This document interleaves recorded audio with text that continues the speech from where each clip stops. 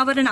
Coffee ನಾಡು ಚಿಕ್ಕಮಗಳೂರು ಜಿಲ್ಲೆಯಾದ್ಯಂತ ಮುಂಗಾರು ಮಳೆ ಅಬ್ಬರಿಸುತ್ತಿದ್ದು, ಗಾಳಿ ಸಹಿತ ಧಾರಾಕಾರ ಮಳೆಗೆ ಮೂಡಿಗೆರೆ ತಾಲೂಕಿನ ಚಿನ್ನಿಗ ಗ್ರಾಮ ಪಂಚಾಯಿತಿ ವ್ಯಾಪ್ತಿಯ ಚಂದ್ರಾಪುರ ಗ್ರಾಮದ ಬಾಕೂಡ ಎಂಬುವವರ ಮನೆಯ ಮೇಲ್ಛಾವಣಿ ಸಂಪೂರ್ಣ ಕುಸಿದು ಬಿದ್ದಿದೆ.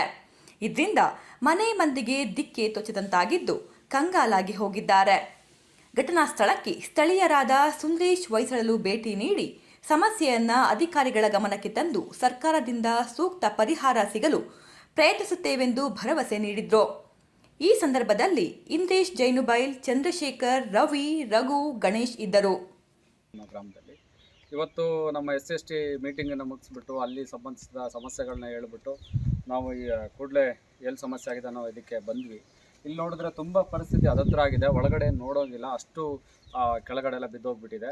ಪಾಪ ತುಂಬ ಬಡವರಿದ್ದಾರೆ, ಅವ್ರಿಗೂ ಕೂಡ ವಾಸ ಮಾಡಲಿಕ್ಕೆ ಸರಿಯಾದ ಮನೆ ಇಲ್ಲ. ಆಮೇಲೆ ತುಂಬ ಕಷ್ಟಗಳನ್ನ ಹೇಳ್ಕೊಳ್ತಾ ಇದ್ದಾರೆ. ದಯವಿಟ್ಟು ನಮಗೆ ಹಿಂದೆಯಿಂದನೂ ನಮ್ಮ ಕಾಂಗ್ರೆಸ್ ಸರ್ಕಾರ ಆಗಿರ್ಬೋದು, ನಮ್ಮ ಶಾಸಕರಾಗಿರ್ಬೋದು ಎಲ್ಲ ಹೆಲ್ಪನ್ನು ಮಾಡಿದ್ದಾರೆ. 5-5 ಲಕ್ಷ ಮನೆ ಕೊಟ್ಟಿದ್ದಾರೆ, ಮನೆ ಕಟ್ಕೊಂಡಿದ್ದಾರೆ. ಅದೇ ರೀತಿ ಈ ಸರಿನೂ ಕೂಡ ನಮಗೆ ಸಹಕಾರ ಮಾಡ್ತಾರೆ ಅಂತ ನಂಬಿಕೆ ಇಟ್ಕೊಂಡಿದ್ದೀವಿ. ಆ ಉದ್ದೇಶದಿಂದ ಒಂದು ನಿರಾಶ್ರಿತರು ಮನೆಗೆ ಬಂದಿದ್ದೀವಿ. ಅವರಿಗೆ ಸಂಬಂಧಪಟ್ಟ ಅಧಿಕಾರಿಗಳು ಅವ್ರಿಗೇನು ಸಮಸ್ಯೆ ಇದೆ ಕೇಳಿಬಿಟ್ಟು ಅವರಿಗೆ ಮನೇನ ಅಪ್ರೂವಲ್ ಮಾಡಿಕೊಡ್ಬೇಕು ಅಂತ ಹೇಳ್ತಾ ಈ ಮುಖಾಂತರ ನಾನು ಕೇಳ್ಕೊಳ್ತಾ ಇದ್ದೀನಿ.